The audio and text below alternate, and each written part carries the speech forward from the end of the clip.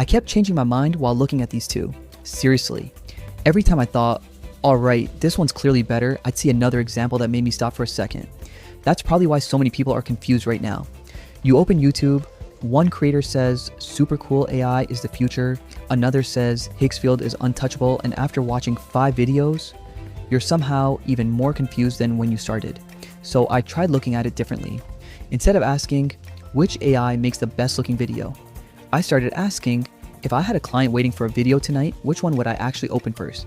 That felt like a much more honest question because at the end of the day, most of us aren't making demo videos. We're trying to finish real projects. What stood out to me about Supercool AI is how quickly you can get moving. You throw in an idea, make a few adjustments, generate another version, and before long, you've got something you can actually work with. If you're posting YouTube shorts every day or running social media for clients, that speed becomes surprisingly valuable. Sometimes, getting a good result quickly is more important than chasing the perfect result forever. Higgsfield made me slow down a little more, and I don't necessarily mean that in a bad way. It feels like one of those tools where you spend extra time tweaking things because there's a better result hiding in there somewhere.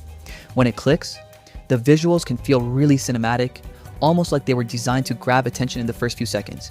But getting there sometimes takes a little more patience. Here's what I think people forget. Neither of these tools knows what's in your head. You can give the exact same prompt to 2 different people and they'll still end up with completely different videos because they know how to guide the AI differently.